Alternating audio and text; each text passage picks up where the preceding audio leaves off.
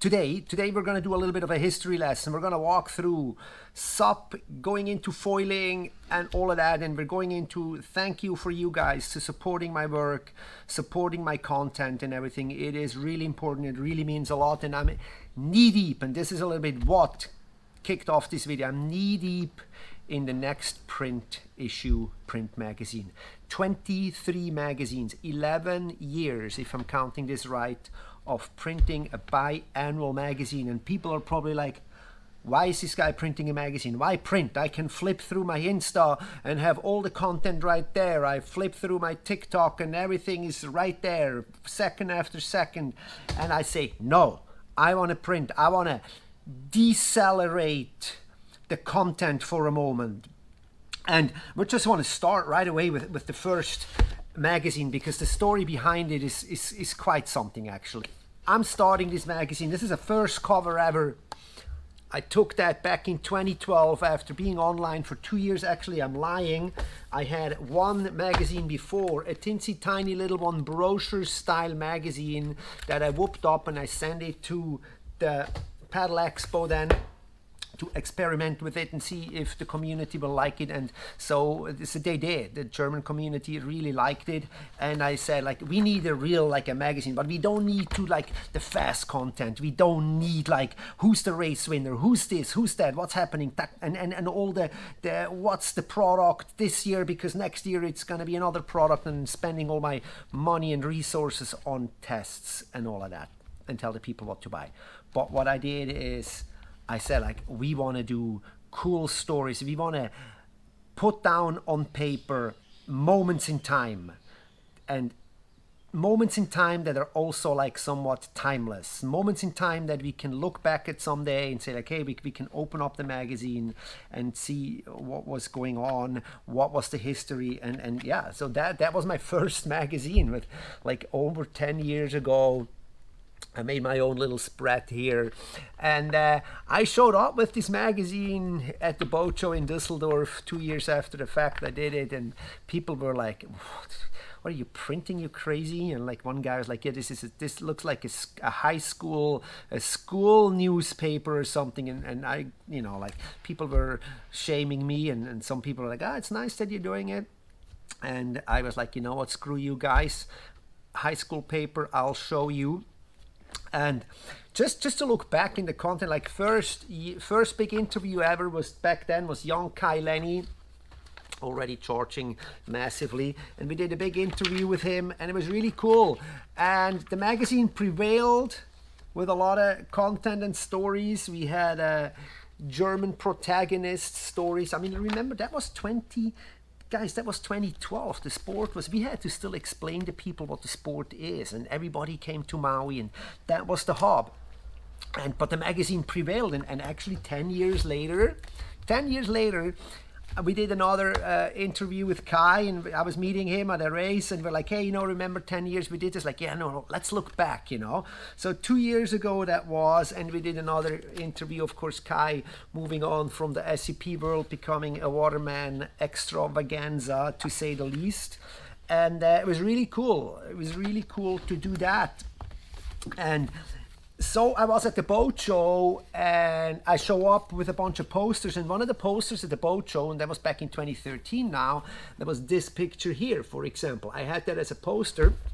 I got this super cool sequence here from a guy named Benjamin Moore from Norway, and guys were walking past my booth, and I was like, this picture is fake, you photoshopped that. And I'm like, no, this is real. That's how crazy that was. So people didn't believe that this was real. And you know, we had like such great stories, like travel stories, where we like go remote islands in Africa. We had definitely, maybe in hindsight it does look a little bit like a school paper, just like I did everything myself. I did the layout myself, I distributed it myself, like everything. And it was not easy, I tell you guys, it was not easy, but I kept pushing and pushing. And as the magazine grew and it became more popular, I, of course, was lucky to get a cool graphic designer, and we kept pushing the limits. I always want to hold good moments in time. For example, look at this. This magazine is from this magazine is from, when did we have that one? This was from 2017. This cover, this was the first time ever we had an indoor wave. Okay, that was at the boat show. We had an indoor wave. This was the debut of that wave. And now in Honolulu, there's, from the same people that make this wave, there is a wave now 3 times as wide. So we were always there when things were happening. We have awesome interviews. We have great covers. Always very important, the covers. I was the first one with a foil cover. We had a foil cover back in 2019? Yes, 2019.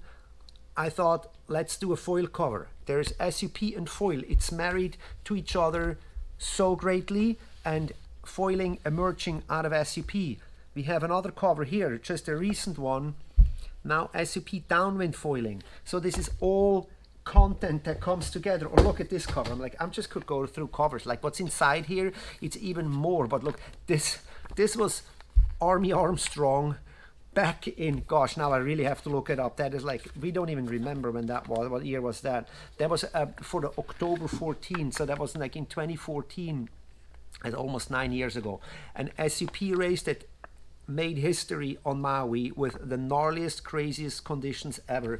And we have this great cover here of Army Armstrong, who now of course is founder and foil professor at Armstrong Foils. And so the story goes. We have so many great stories. We have Soni Höhnscheid, the only woman to win the M2O multiple times in a row. We have a cover with her. We have great stories. So print mint, right? Instagram, flip up, flip down. But you know, you can look back in the history, and my intention with this magazine was always to have something that people can collect. You can go back to stories from back in the day. Who was in it? There was protagonists there that we had stories about. They're not around anymore. We don't know where they are. We lost sight of them. We have a great story somewhere with, I don't know if I can find it, but Chuck Patterson went to Germany to push the sport there, and we did an interview with Chuck, and that was really cool. We have this great Alaska story. Or here, check this. I mean, this picture is like one of the greatest pictures in SUP if there ever was.